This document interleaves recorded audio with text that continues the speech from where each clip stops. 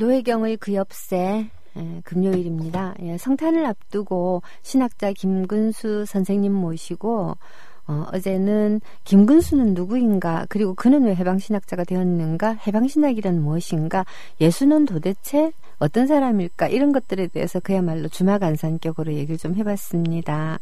자, 오늘은 본격적으로 한국교회에서의 예수, 한국교회에서의 해방신학, 이런 것들에 대해서 말씀을 좀 나눠볼까 합니다. 예, 선생님 반갑습니다. 예, 반갑습니다. 예, 예. 아, 선생님. 예. 예. 해방신학이라고 하는 거, 아니, 그냥 예수가 가난한 사람을 한 번도 질책한 적이 없었다. 예. 그리고 예수가 부자를 한 번도 칭찬한 적이 없었다라고 하는 얘기를 어떤 보수적인 신학자가 들으면 빨갱이들이냐, 그럴 것 같아요. 만일 제가 빨갱이란 말을 듣는다면, 네. 저보다는 예수님이 빨갱이다, 그 얘기를 먼저 들으셔야 되고, 네. 그 빨갱이 예수를 따르는 그 목사님 본인도 좀 반성을 해야 될 것 같습니다. 예. 그러니까 너희들이 해석이 그렇지 예수는 그런 사람 아니었어라고 할 수도 있는 거잖아요. 그러면요, 예수를 잘못 쓸 수도 있고, 네네. 악마도 성서를 인용할 수 있다고 하듯이 나쁜 사람들도 악의 세력도 성서를 자기 마음대로 이용할 수가 있는 것입니다. 예, 그렇습니다. 그래서 아마 이렇게 신학 공부가 필요하고 신학적 투쟁이 있는 것이죠. 그렇습니다. 예. 근데 한국 교회는 지금 굉장히 오랜 세월에 걸친 보수화로 말미암아서 심지어 그런 얘기들도 해요. 신학을 모르는 사람들이 신부가 되고 목회자가 되고, 예, 그렇게 하고 있다라는 말도 하는데요. 만약에 그런 분들이 제대로 된 신학을 안다면 그 예수의 원래 뜻대로 돌아갈 수 있을까요? 그렇습니다. 그 예수의 원래 뜻을 아는 것은 기쁜 일이기도 하지만 위험한 일입니다. 예를 들면 남미에서 가난한 사람을 위한다, 가난한 사람을 편든다는 말은 내가 가진 재산의 일부를 나눠준다는 정도에 그치는 게 아니고, 가난한 사람을 편들므로써 악의 세력에서 오는 박해의 위험에 목숨까지도 희생될 수 있다는 그런 커다란 일을 뜻합니다. 지금 우리 사회에서는 목숨을 걸 것까지는 없을지 몰라도 그렇다고 해서 결코 안전한 일이 될 것 같지는 않은데요. 그렇습니다. 우리 사회에서도 가난한 사람을 편드는 그 종교인이 되거나 신학자가 된다는 것은 자본 권력에게 그 핍박을 받을 수 있는 가능성을 안고 가는 일입니다. 그리고 적어도 부자들과 결별할 수 있는 그 불편함도 감수하겠다는 뜻입니다. 부자 신도들과 사이가 나빠질 거라는 것을 포함한 일입니다. 근데 실제로 예를 들어서 역삼동 성당이니 서초동 성당이니 이런 데 다니는 분들 중에 제 친구들이 좀 있어요. 이제 그분들이 보면 나름 굉장히 성실하게 신앙생활을 할 뿐만 아니라 정말 말씀처럼 봉사활동도 열심히 하고, 그리고 이 세월호 유가족들을 위한 어떤 기도 자리 이런 데도 열심히 나오고, 그리고 이 정부에 항의하는 집회도 열심히 다니고, 그뿐만 아니라 언제나 이 복음 말씀처럼 살기 위해서 막 애를 쓰고 그렇게 하잖아요. 예. 예. 근데 그런 분들의 입장에서 볼 때는 선생님 말씀이 조금 억울할 수도 있겠거든요. 아니, 예를 들면 제 말씀이 억울하다면 마르코 복음의 이 규절을 인용하고 싶습니다. 어느 청년이 예수께 와서 물었습니다. 선생님, 제가 어떻게 해야 영원한 생명을 얻을 수 있습니까? 네. 예수가 이렇게 묻죠.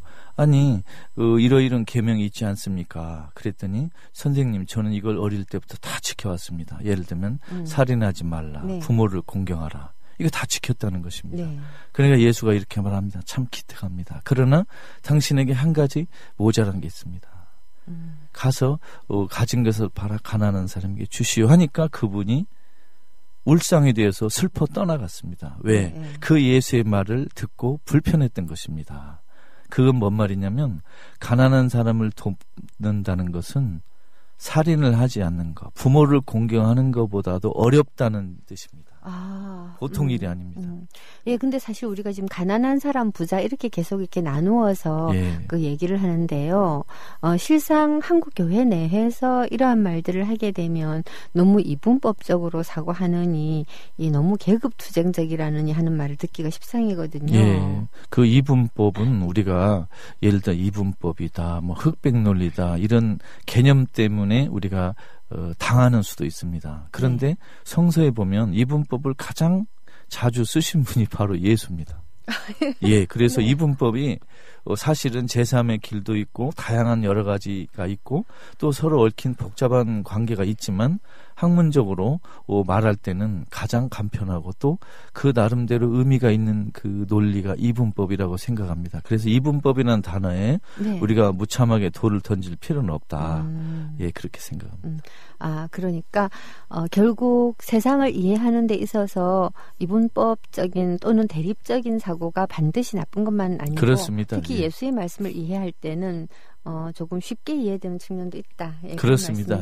예수님도 왜 흑백론리의 약점을 모르셨겠어요? 여러 가지 다양한 일도 다 하셨는데 그러나 알기 쉽게 설명하는 데는 가장 좋은 방법이기 때문에 그렇게 한 것이라고 보입니다. 그리고 또 더더군다나 예수께서 바라본 세상에서 가난한 사람, 배우지 못한 사람, 사회적인 약자들, 여자, 세리, 또 피치 못해서 범죄자가 된 사람들, 또 병든 사람들, 이런 사람들이 처지가 너무 가혹했기 때문에 그들을 동정하지 않는 조금이라도 가진 자들과의 이 구분을 할 필요성을 느끼셨겠죠. 그렇습니다. 구분은 했는데 분리는 하지 않았습니다. 네네네. 그런데 예수님은 한 번도 혼내지 않은 분들이 노인, 여자, 어린이, 가난한 사람, 병자입니다. 그런데 한 번도 칭찬 안 하는 사람들은 부자, 권력자, 그 다음에 하나 또 있습니다. 놀랍게도 제자들. 한 번도 칭찬 안 하죠. 어머나, 놀라운 일이죠. 그러시면 어떡해요. 제자들은 정말 예수님을 위해서 목숨 바친 사람들이잖아요. 예수님이 제자들의 요구한 게 그것입니다. 네. 나를 더 정확히 아는 사람일수록 희생을 해야 된다. 그런데 지금 예수를 더 정확히 알려고 애쓰는 사람은 많지도 않지만 자칭 예수를 따른다고 생각하는 사람들이 더 많이 희생하는 것 같지는 않거든요. 지금 더 많이 누리기를 하지. 네.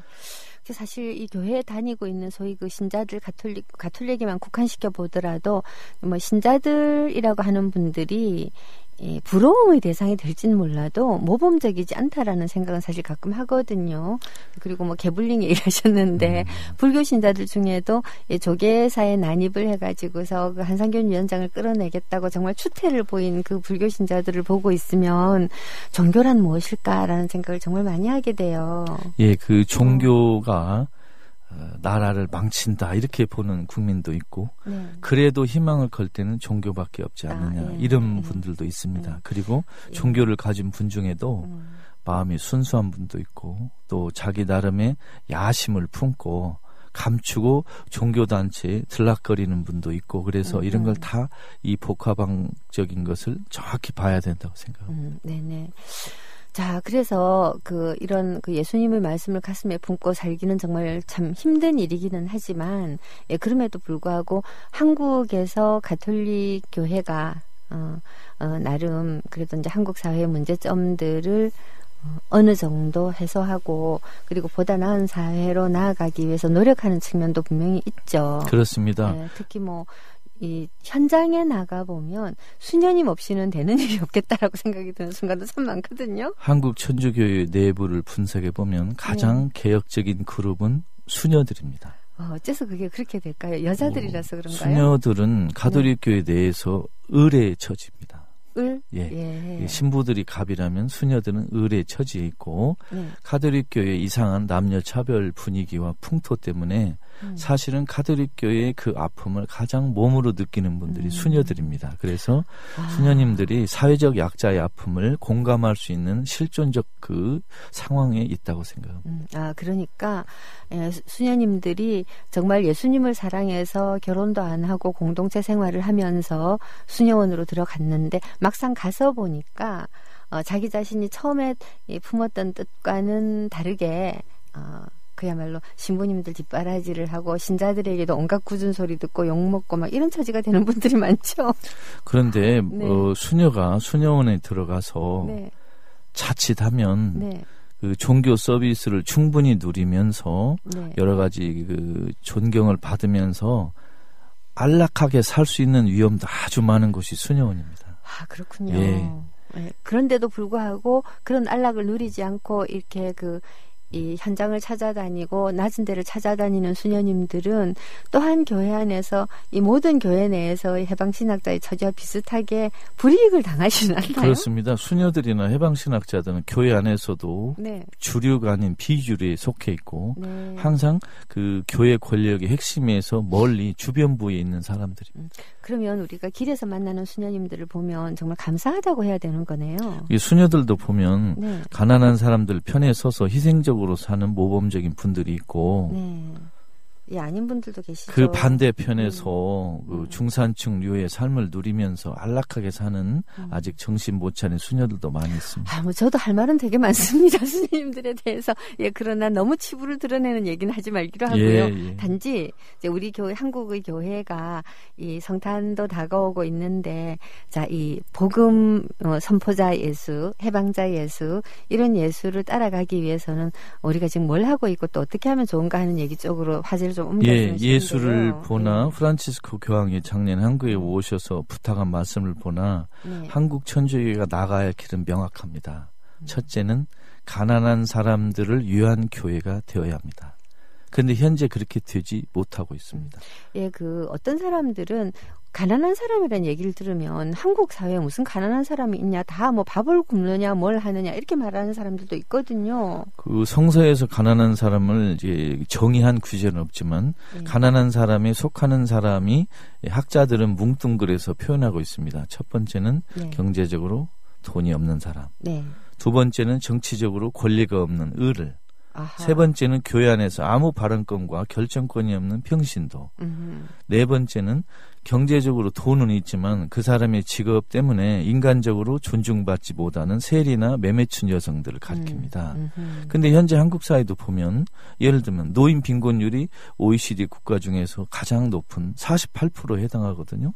그럼 한국 사회 지금 아주 빈곤이 많고 또 빈부 격차가 많이 차이가 나고 그 최상위 10%가 갖고 있는 부의 양이 계속 늘고 있고 65%죠. 그렇습니다. 지금 한국 사회에 가난한 사람이 없다라고 말한다면 한국 사회를 아직 정확하게 보지 못한 증거라고 보입니다. 그리고 또 이런 문제들이 조금 있어요. 한국 사회에 실제로 가난한 사람들이 있지만 그 방금 말씀하셨던 45%에 달하는 노인 빈곤 이런 분들이 정치적으로 자신들에게 전혀 어떠한 혜택도 베풀지 않는 사람들을 끈질기게 지지를 하고 있거든요. 바로 이러한 이분들이 정치적인 선택과 판단이 우리 사회를 점점 더 나쁘게 몰고 가고 있다는 생각 때문에 대부분의 말하자면 지식인이라고 부를 수도 있는 사람들이 이분들에 대해서 어떤 종류의 불편한 마음을 많이 가지고 있어요. 그렇습니다. 이것은 한국에서도 가난한 사람이 가난하게 만드는 정당에 투표를 할 때 우리가 느끼는 섭섭함과 그 실망감도 있듯이 해방신학자들도 가난한 사람들에게 왜 당신들이 가난하게 됐고 우리가 어떻게 해야 되는가를 가르칠 때에도 그 남미의 일부 가난한 사람들은 부자 편에 투표를 하는 분이 많이 있었습니다. 이걸 고쳐나가는 방법은 제가 볼 때는 예수가 하는 방법을 우리도 한번 배우는 게 어떤가 싶습니다. 예수님이 어떻게 하셨어요? 예수님은 그 당시 가난한 사람들의 살림을 보태주는 일을 전혀 한 일은 없습니다. 그런데 하시는 일이 뭐냐면 의식화시키는 겁니다. 의식화. 그러니까 예수님이 돈을 모아가지고 부자들에게 돈을 얻어다가 가난한 사람에게 나눠주면서 일시적으로 배고픔을 면하게 해준 적은 한 차례도 없습니다. 단지 가난한 사람들에게 이런 걸 했습니다. 여러분은 훌륭하고 복된 사람이다. 그래서 가난한 사람의 인간 자존심을 인정해줬고 그 다음에 가난한 사람들이 왜 가난하게 됐는가라는 그런 그 원인을 깨닫도록 도와주고 알려준 것입니다. 그걸 교회가 해야 될 일이라고 생각합니다. 그러니까 일단 이 자신이 존엄한 존재라고 하는 걸 깨우치는 일이 먼저겠군요. 그렇습니다. 뭐 네가 이렇게 지금 네가 뭘 잘 모르니까 자꾸만 이런 투표를 하는데 뭘 좀 알아라라고 사실을 개몽하는 것보다는 네가 존엄하고 네가 네 자신을 위하고 네 자신을 사랑하는 것이 먼저다라고 하는 걸 가르치면 어쩌면 자기 자신을 위한 투표를 조금 자연스럽게 하게 될 것 같기도 해요. 그렇습니다. 예를 들면 지금 가톨릭 교회가 하는 방식을 보면 부자 신도나 정치 권력에게 그 혜택과 돈을 얻어다가 그 일부를 가난한 사람들에게 배분하는 일을 하고 있습니다. 자선이죠, 그게. 이건 자선이고 사회복지인데 이것을 넘어서야 됩니다. 제가 볼 때 카톨릭 교회는 사회복지나 자선사업도 물론 중요하지만 이것보다는 가난한 사람에 대한 의식화, 가난한 사람을 존중하는 인문화 교육, 역사 교육 이것을 먼저 해야 된다고 생각합니다. 예, 그 맞는 말씀이신 것 같아요. 요새 교회가 점점 커지고 호화로워지고 있는데 그렇게 교회가 점점 호화로워지니까 정말 가난한 사람, 예를 들어서 성당에 갈 때 남보기에 초라하지 않게 입을 수 있는 능력이 안 되는 사람들은 참 이 미사 가기가 힘들으시거든요. 그래서 교회가 가난한 사람을 편드는 것도 중요하지만 네. 교황이 말씀하신 대로 가난한 교회가 되어야 합니다. 예를 들어 성당도 조금 검소해야 되고 네. 성직자 수도자들의 소비 생활, 일상생활도 훨씬 검소해야 되고 네. 성당이 새로 성당을 짓거나 무슨 성직 개발하거나 돈으로 할 수 있는 여러 가지 부동산을 이용한 활동 같은 건 크게 줄여야 됩니다. 그래서 가난한 교회가 되려면 교회가 갖고 있는 돈을 많이 포기해야 됩니다. 이걸 하지 않으니까 제대로 가난한 사람을 위한 교회가 될 수도 없고 가난한 교회가 될 수도 없고 지금 아주 어정쩡한 상태에 있고 특히 한국 천주교회는 현재 보면 부자들을 위한 부자들의 교회다 이렇게 말하고 싶습니다. 저는 옛날에 그런 생각을 한 적은 있었어요. 제가 부산교구에서 한 5년 정도 주교님 교서를 대필한 적이 있었거든요. 웃기는 사건인데요. 여학생에게 주교님이 교서를 쓰게 하는 그런 이상한 일도 있었답니다. 근데 이제 한 해 그러셔요. 내년에 우리가 새 성전을 좀 몇 개 지어야 된다.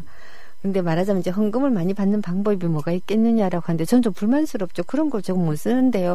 그런데 이제 주교님이 저를 뭐라고 얘기하시냐면 성전을 잘 지어놓은 모든 사람이 것인데 집이 너무너무 초라한 사람들도 성전에 와서 잘 지어진 성전에서 안식과 위안을 얻고 힘을 얻어가고 할 수도 있는 거 아니냐. 그래서 이제 여쭤봤어요. 그러면 성당 문 안 잠그고 언제나 개방하는 거예요? 그랬더니 당연히 그래야지. 또 그 말에 속아가지고 제가 또 이제 나름으로 열심히 썼고 사람들이 되게 감동적이다 그래서 돈 많이 냈거든요. 근데 나중에 생각하니까 과연 이렇게 물질적인 풍요를 가난한 사람들도 함께 누릴 수 있다라는 것이 교회가 생각하는 평등일까? 이런 생각이 좀 들었어요. 그 작년에 교황이 오셔서 한국 주교단을 한 번도 칭찬한 일이 없습니다. 네. 전부 야단만 쳤습니다. 예. 그래서 뭐라고 얘기했느냐. 부자들을 위한 부자들의 교회는 악마의 유혹이다. 네. 여기에 빠지지 말라. 웰빙 교회는 안 된다. 예. 이렇게 말씀했습니다. 그런데 만일 주교들이나 사제들이 네. 돈과 권력에 의지해서 교회를 유지하고 안정을 찾으려 한다면 모래 위에 성을 쌓는 것입니다. 이 건물로 된 교회보다 걸어다니는 교회인 신도들, 특히 교회의 핵심이고 가장 중요한 가난한 사람들을 진짜 교회로 생각해서 교회 운영 원리를 돈과 권력에서 가난한 사람 쪽 이동하는 쪽으로 하지 않으면 한국 천주교는 앞으로 희망이 없습니다. 그게 이렇게 적절한 사례가 될는지 모르겠지만 사실 이렇게 부유한 교회들 보면 부유한 신자들에게 많은 봉사 활동을 요구를 하고 뭔가 이렇게 없이 사는 사람들을 위한 작업을 하라고 계속해서 하지만 지금 선생님 생각에는 그러한 작업이야말로 눈 가리고 아웅이다. 예, 그렇습니다. 그런 거죠? 그건 이미지 세탁에는 유리할지 모르지만 참된 교회를 만드는 데에는 실패할 것입니다. 그러나 이제 그 신앙심 강한 그 당사자들은 예를 들어서 굉장히 많은 헌금을 교회에 내고 열심히 왜 이 환자인 그 가난한 노인들한테 찾아가서 씻어주고 닦아주고 막 밥도 먹여주고 이런 분들의 입장에서 볼 때는 엄청 억울할 수도 있을 것 같은데요. 물론 가난한 사람을 위한 자선 예수도 강조했죠. 네. 또 아픈 사람을 방문을 강조했죠. 그러나 그런 일상적인 활동이 무의미하다 이게 아니고 그보다 중요한 것이 따로 있고 먼저 해야 될 일이 따로 있다는 걸 잊지 말라는 것입니다. 네. 예, 잊지 말아야 한다라는 말씀 중요한데요. 자, 그럼에도 불구하고 그 김종삼이라고 하는 시인은 이런 시를 쓴 적이 있었어요. 이 미사에 참석한 이중섭 씨라고 하는 이 시인데 자기가 음악이 되어서 사람들이 기전에 아름다운 음악을 들려줄 것이고 이런 얘기를 한 끝에 이런 말을 마지막으로 써요. 내가 많은 돈이 되어서 집집마다 찾아다니며 가난한 사람들에게 나눠주리니 이게 이제 미사에 참석한 이중섭 씨의 꿈인 거예요. 예, 많은 돈이 되어서 가난한 사람들에게 돈을 나눠주고 그들이 부자가 되게 하겠다. 물론 실제로 돈을 주겠다는 말은 아니겠지만 이 가난한 사람들에게 돈이 주어진다면 그들이 자존심이 생기고 나름으로 자기 자신을 다른 사람들 앞에서 초라해지지 않게 할 수 있는 뭔가가 생긴다라는 생각을 시인은 했겠죠. 이걸 시적으로 해석하면 얼마든지 다르게 해석할 수도 있겠지만 그러나 말 그대로 많은 돈이 되어서라고 이 사람은 말을 했거든요. 이 교회의 사람들 가운데는 이렇게 생각하는 사람들도 굉장히 많을 거라고 보는데 지금 선생님 말씀은 말하자면 부자에게 돈이 아닌 의식으로 가난한 사람들 도우라고 하신 거나 다름이 없어요. 원래 우리 그리스도교는 예수가 출범할 당시부터 돈을 통해서 무엇을 하겠다고 출발한 단체가 전혀 아닙니다. 예를 들면 예수, 베드로, 바울 누구도 가난한 사람을 위한 모금 운동을 한 일이 없고 누구도 성당교회를 지은 사람이 없습니다. 그러니까 가난한 사람을 돈으로 돕자 이 방식에서 벗어나서 가난한 사람들 속에서 고통받는 예수를 발견하고 가난한 사람을 돕는다기보다는 가난한 사람들에게 배우고 가난한 사람들에게서 내 자신이 복음화되는 것이 더 시급하고 중요합니다. 이것을 바로 해방신학이 말하는 것입니다. 알겠습니다. 말하자면 가난함 속에서라야 비로소 드러나는 영성을 발견을 해야 된다는 말씀으로 굉장히 고상하게 제가 해석해도 돼요? 예, 지금 살아있는 그 가난한 사람들 속에 계신 예수를 보는 것입니다. 그러니까 지금 부자들 안에는 예수가 없습니다. 이렇게 생각하면 됩니다. 부자들 안에 예수가 없다. 아주 단호하게 말씀하셔요. 근데 이 부자의 이 범주가 어느 정도까지인가요? 이런 말을 들으면 부자들은 좀 불쾌할 수 있습니다. 아니 나도 나름대로 성실히 살았고 계명 지키고 열심히 살았는데 내가 뭘 잘못했다고 나 이렇게 야단을 칩니까? 그런데 만일 이렇게 억울한 심정이 드는 분들은 성서를 한번 읽어보세요. 성서에서 부자들이 예수에게 왜 그렇게 혼이 났는가를 발견할 수 있습니다. 그러면 이런 말씀을 들었을 때 마음이 불편하면 자기를 한번 되돌아볼 필요가 있겠군요. 그렇습니다. 내 안에도 예수님이 계시고 내가 지금 있는 그대로의 나를 통해서도 얼마든지 존엄하고 예수님과 함께 있는 사람이 될 수가 있어라고 생각하는 사람은 가난한 사람이고 좀 불편하다. 나는 하느라고 하는데 선생님은 왜 저런 말씀을 하시지? 라는 마음이 드는 분들은 내가 이미 가지고 있는 것이 너무 많아서 불편해지기 시작한다라고 굉장히 간단하게 나눌 수가 있겠네요. 지금 성당이나 교회에서 많은 그 실수들이 있는데 성당이나 교회를 자주 출입하는 발바닥 신자. 또 기도하는 시간이 많은 손바닥 신자. 또 헌금을 많이 하는 사람들이 그렇지 않은 사람보다 하느님을 더 자주 만나고 예수를 더 잘 안다고 하는 무언의 그 논리가 있습니다. 이거 잘못된 것입니다. 저도 그 부분에 대해서는 전적으로 동의해요. 그렇게 생각하면서 자기가 예수를 잘 알고 하느님을 잘 안다라고 하는 일종의 자만심이 어떻게 보면 자기와 다른 사람 사이를 갈라놓는 거죠. 예수가 바리사이파 사람들을 많이 혼냈지 않습니까? 그런데 바리사이파 사람들은 그 당시 가장 모범적으로 칭찬받던 신도들이었습니다. 기도 잘하죠, 성서 공부 잘하죠, 자선, 단식 다 잘했습니다. 그런데 그렇게 모범적인 자타가 공인하는 모범적인 신도들을 왜 예수가 혼냈을까요? 혼난 거 딱 두 가지입니다. 하나는 그분들이 가난한 사람을 무시했고 그분들이 두 번째로 종교적 오만에 쩔었고 이것입니다. 그렇군요. 가난한 사람을 무시하고 종교적 오만에 쩔었다. 사실 굉장히 무서운 말씀이죠. 그러니까 지금 우리 시대에 누가 바리사이파 사람이냐 하면 신부 수녀들은 일단 가슴을 쳐야 됩니다. 왜 그러냐? 그분들은 당연히 내가 신부고 수녀이기 때문에 하늘나라는 아무래도 나에게 유리하지 않느냐. 하느님이 나를 좀 하늘나라에 갈 수 있도록 특별한 혜택을 베풀지 않겠느냐 이런 생각 속에 살 수 있어요. 그리고 나는 평신도들은 다르다. 예수를 모르는 비신자나 교회 밖에 있는 사람하고 나는 등급이 다르지 않느냐. 이런 생각을 하고 산다면 이것은 그분들이 아직 회개하지 않았고 종교적 오만에 가득 차 있다는 증거로 생각합니다. 이런 생각은 깨끗이 버려야 됩니다. 그 굉장히 무거운 말씀을 하셔가지고 저도 막 마음이 막 불편해지고 있습니다. 이럴 때 노래를 한 곡 듣고 가야 될 것 같아요. 혹시 듣고 싶으신 노래 있으신가요? 예, 김동규의 10월의 어느 멋진 날에, 지금 12월이지만 계속 좋아하는 노래입니다. 혹시 뭐 노래방 같은데 혹시 가세요? 사람들이 제가 노래를 못 트는 줄로 아는데 좀 섭섭합니다. 이 곡이 혹시 18번? 뭐 또 있습니다만은 제가 좀 다 밝히기는 좀 그렇습니다. 예, 알겠습니다. 그러면 10월의 어느 멋진 날을 듣고 돌아오도록 하겠습니다.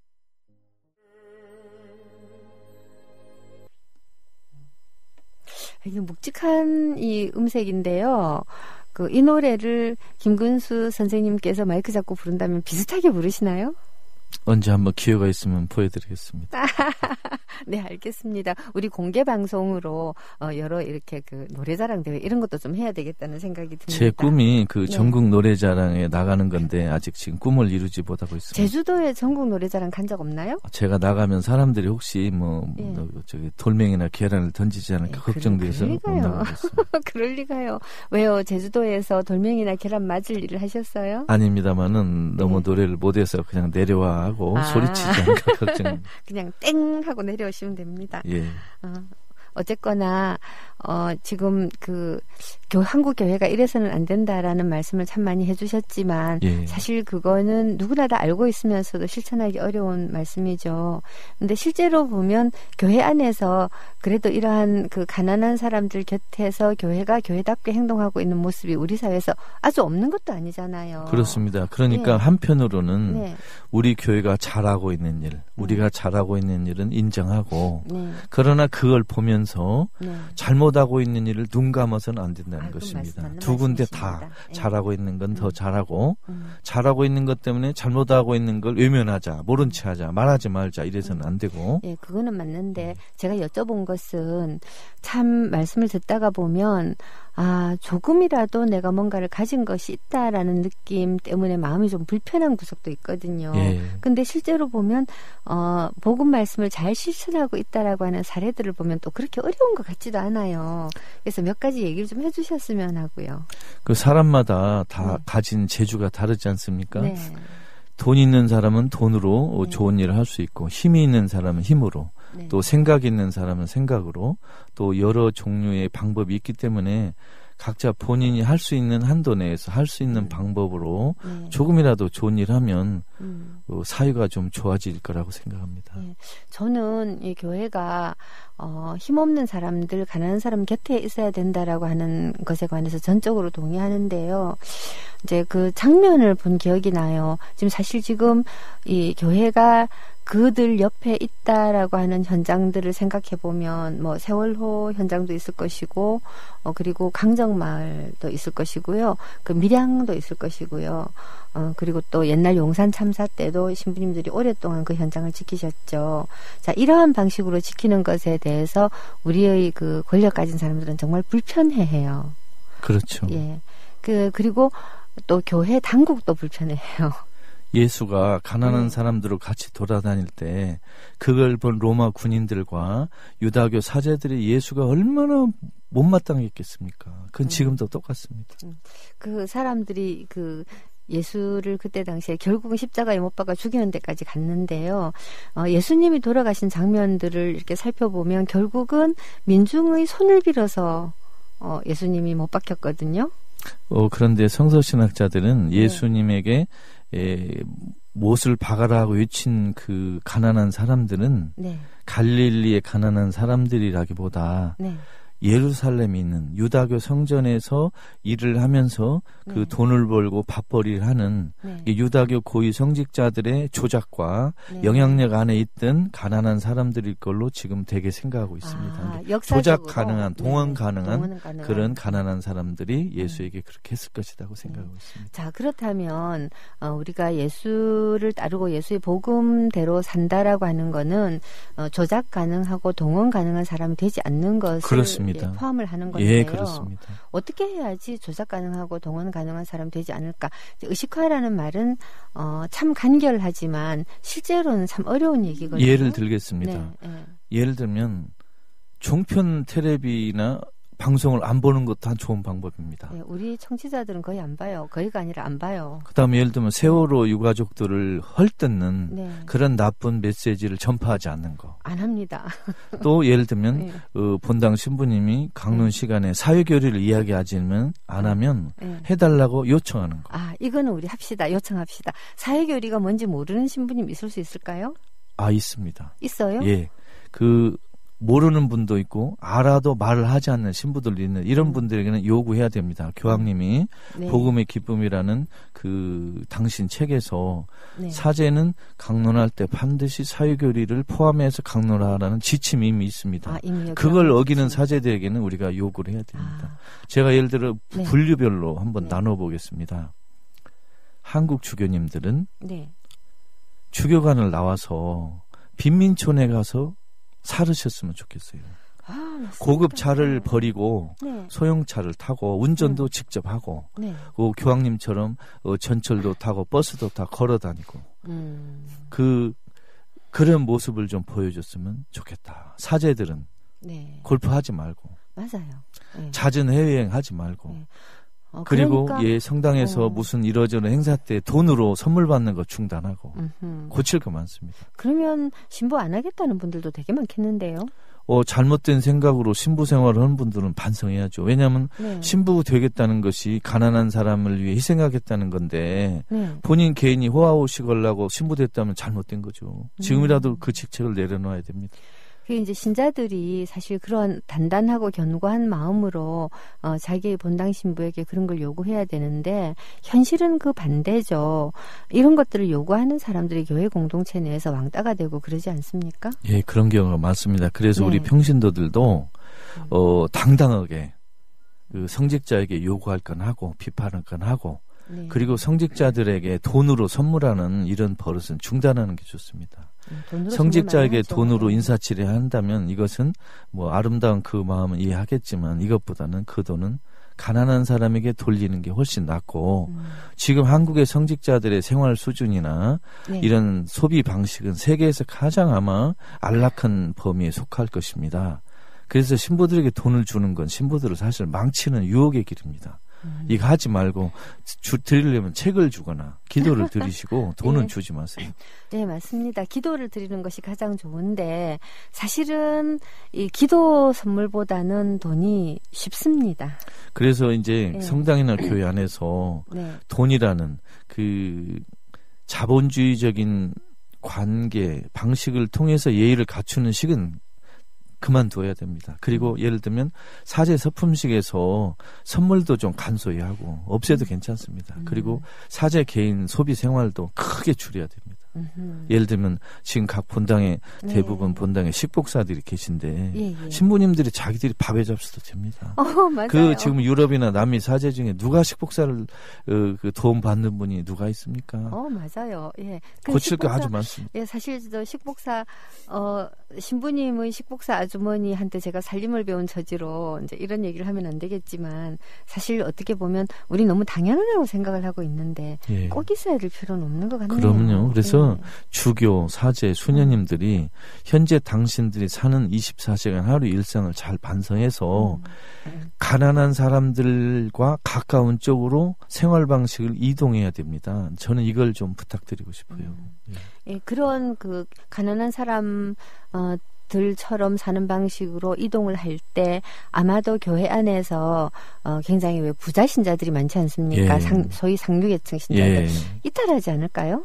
부자 신도들과 거리가 멀어질수록 훌륭한 신부가 되는 것입니다. 네. 부자 신도를 자주 만나지 말고 네. 가난한 신자를 더 많이 만나야 되고 또 가난한 신자뿐만이 아니고 교회 밖에 네. 신자가 아닌 가난한 사람을 더 자주 만나는 것이 훌륭한 사제 생활하는 지름길이라고 생각합니다. 이거 말씀을 듣다가 보니까 제가 옛날 열린 우리당 국회의원들 지금은 새정치연합의 의원들 우연히 만나게 되면 제가 하는 잔소리하고 되게 비슷하게 들려요. 제발 자기 지역구의 부자들하고 그만 어울리세요. 예. 지역구의 가난한 사람들 좀 돌봐보세요. 찍어주지 않더라도 좀 없이 사는 사람들 곁으로 좀 가서 말 좀 들으세요. 골프 치지 마세요. 제가 맨날 그래갖고 밑보였거든요. 이런 종류 이야기는 아마 예수님이 지금 한국에 오신다면 한국의 주교 사제를 모아놓고 만일 강론을 하신다면 네. 다 포함될 내용입니다. 당신들 그렇게 해서는 안 된다 이렇게. 근데 그렇게 되면 또 그 까라마초프카의 대신문관처럼 실제로 찾아오신 예수를 이 신문관이 다시 못 박잖아요. 다시 내쫓잖아요. 예. 그렇게 되지 않을까요? 지금 한국 교회가? 그래서 한국 교회가 사는 방법은 네. 부자들과 권력자들과 좋은 인간관계를 통해서 교회를 성장시키는 게 아니고 네. 가난한 사람들과 가까이 함으로써 교회가 네. 그 검소하고 가난하게 사는 그 방법 위에는 찾을 수 없다고 생각합니다. 네. 근데 이미 한국 교회는 이 부자들을 중심으로 해서 조직되어 있고 좀 더 큰 성전, 좀 더 호화로움, 과시, 말하자면 정치적 세의 과시 이런 것들을 통해서 말하자면 교회의 위상을 유지하는데 너무 익숙해져 있다는 생각이 그러니까 듭니다. 지금 지금도 하고 있는 선생님 말씀 이런 종류의 그 생각은 잘못된 생각이고 이대로 만일 진행된다면 한국교회는 국민들에게 버림받을 것이다. 이대로 가면 한국교회는 부자들의 사교 클럽 정도로 추락할 것이다. 이런 걱정이 있습니다. 사실 유럽의 교회가 몰락한 것도 그런 이유에서였죠. 그렇습니다. 예. 근데 이제 유럽의 그 유럽의 민중들은 그러한 교회를 단죄하고 그러한 교회를 외면할 정도의 어떤 그런 그 지성은 저는 있었다고 생각합니다만은 과연 이 한국 교회의 이 구성원이라고 하는 사람들이 과연 선생님 말씀을 알아들을 길을 가지고 있다고 생각을 하십니까? 아이고 우리 한국 천주교 신도들도 한국말 다 할 줄 알잖아요. 그리고 지금 우리 천주교만 좁혀보더라도 세례받은 550만 중에 성당과 발길을 끄는 사람이 약 300만 70%입니다. 와, 그리고 그리고 실제로 30%만 주일미사에 나오는 걸로 기록은 돼 있는데 과연 이 30% 성당에 나오는 분들이 진짜 신도인지 아니면 성당에 발길은 끊었지만 마음속으로 항상 예수를 그리워하고 정의를 찾는 70%의 사람들이 진짜 신자인지는 아무도 모릅니다.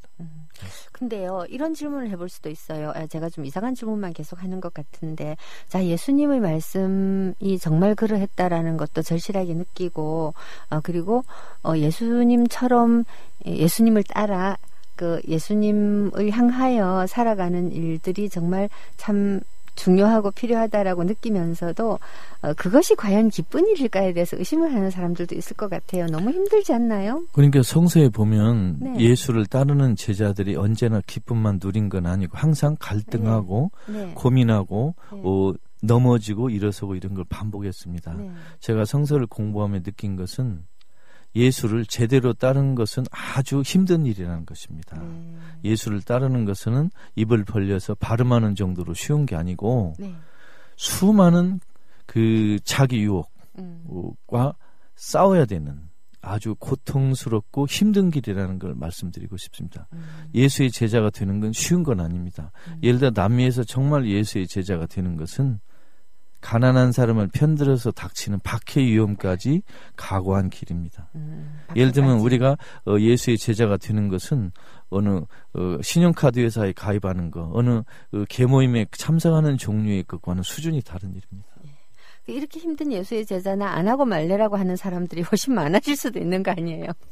그러나 예수의 제자가 되는 것은 안락한 길이 아니고 만일 예수를 따르는 길이 너무 힘들어서 그만두겠다면 차라리 자본주의 제자가 되는 게 더 편하겠죠. 그렇게 이제 편한데도 불구하고 나는 끝까지 예수의 제자가 되리라라고 하는 사람들이 아직도 많이 있다는 건 참 우리의 희망인데요. 그렇습니다.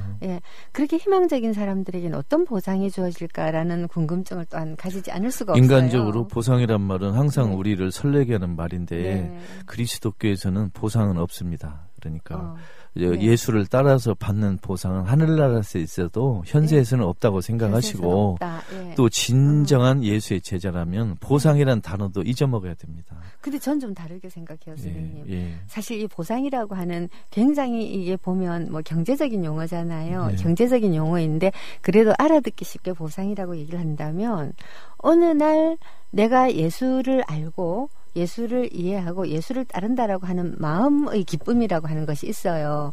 그 마음의 기쁨은 말씀처럼 예수를 따르는 데서 오는 박해를 뛰어넘을 만큼 크다고도 생각을 하거든요. 근데 그 기쁨을 오해한 분도 있습니다. 예를 들면 내가 성당을 교회를 열심히 다니면 내 건강, 우리 가족의 건강, 우리 이 가족의 평화를 위해 좋을 것이다 하는 인간적 소박함은 이해가 되지만 근데 그건 그냥 이익이잖아요. 이익. 그러나 이 정도에 머물면 특별히 예수의 제자로는 할 수 없습니다. 그래서 예수가 항상 나를 따르는 사람은 자기 목숨을 버려라, 십자가를 져라 하는 말은 문학적 표현이 아니고 정말 어려운 길이라는 뜻입니다. 가시밭길을 걸어가면서 그것에서 어떠한 보상이라고 또 표현을 하는데요.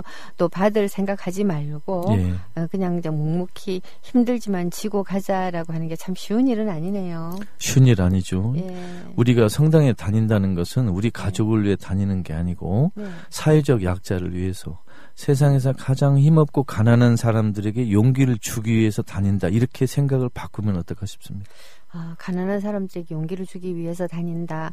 결국 뭐라고 할까? 내가 예수님의 일에 참여한다라고 하는 것에서 주는 아주 작은 기쁨, 이것 말고는 어떠한 위로라든가 보상이 나에게 주어지지 않을지라도 결국 그렇게 가는 것이 사실은 기쁜 일이 될 수도 있잖아요. 그게 진정한 기쁨이겠죠.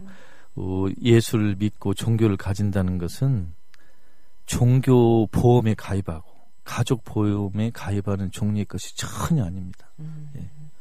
저도 굉장히 공감을 합니다. 사실 오히려 같은 신앙을 가지고 있는 사람들이 훨씬 더 완고하고 훨씬 더 자기 확신에 가득 차서 너는 잘못 생각하고 있다라고 하는 말을 저에게 하는 경우가 참 많아요. 그럴 때마다 되게 힘이 들거든요. 이 사람에게 도대체 내가 뭘 보여줘야지만이 이 사람이 마음을 바꿀까, 이런 것도 막막하고요. 자, 그럴 때는 선생님 어떻게 하시죠? 그 면에서는 제가 별로 능력이 없고 전문가가 아닌 것 같습니다. 저는 제가 신학을 공부하면서 한편으로는 예수의 매력을 전하고 그리스도인이 되는 기쁨을 전하는 게 한쪽이 있고, 또 하나는 예수를 제대로 따르는 것이 쉽지 않다.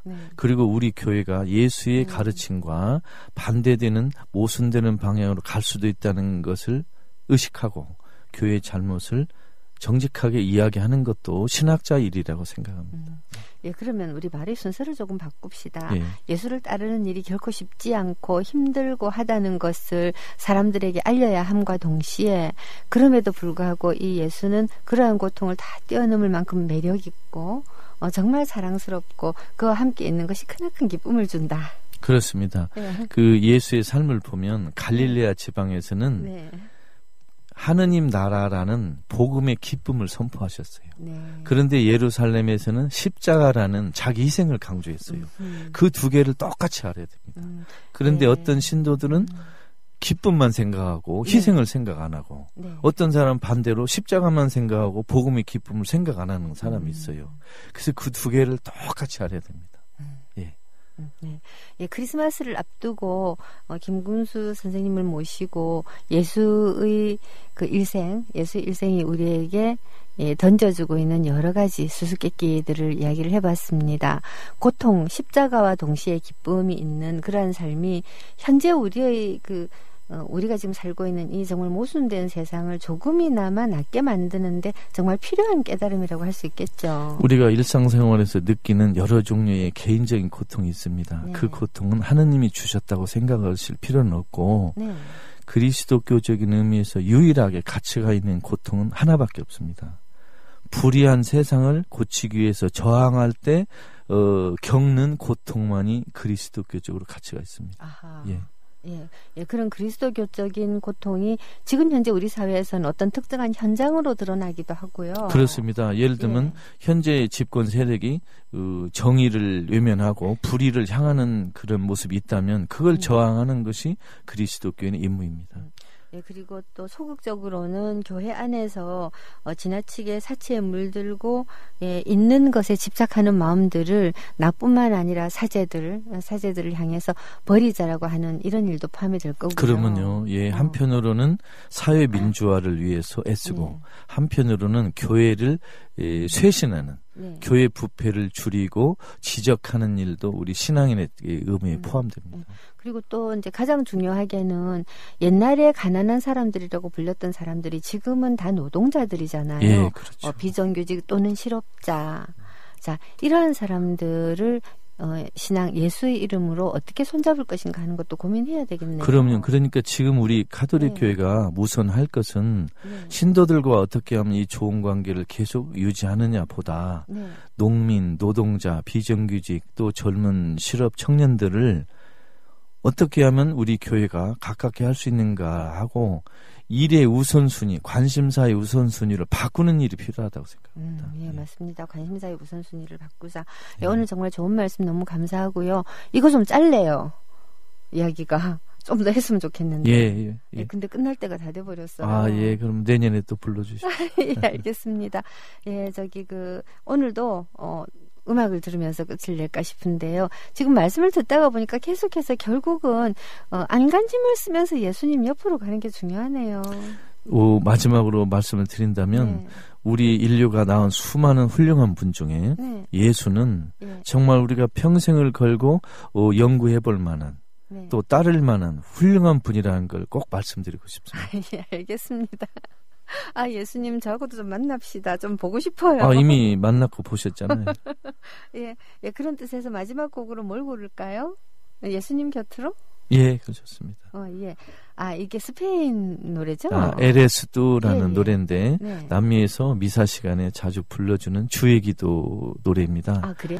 이런 이야기를 듣고 그 노래를 들으면 또 느낌이 다를 것입니다. 에레스두가 주의 기도라고 하는 뜻이었군요. 저는 그냥 당신 곁으로라고 알고 있었습니다. 예, 남미에서 미사 때 이런 걸 많이 부르더라고요. 근데 에레스두를 들으면서 우리 그 미디어 협동조합 여러분, 조합원 여러분 알고 보니까요. 우리가 지금 사는 모습이 굉장히 예수님 가까이에 있는 모습이에요. 그렇습니다. 우리 용기를 가집시다, 여러분.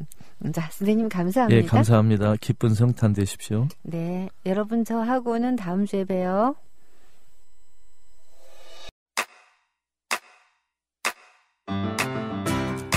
국민라디오 지지하는 4가지 방법 아시나요? 다운로드하기, 별점 주기, 댓글 달기, 구독하기. 국민라디오를 보다 많은 이들에게 전할 수 있는 가장 손쉬운 방법. 다운로드하기, 별점 주기, 댓글 달기, 구독하기. 잊지 마세요. 다운로드하기, 별점 주기, 댓글 달기, 구독하기.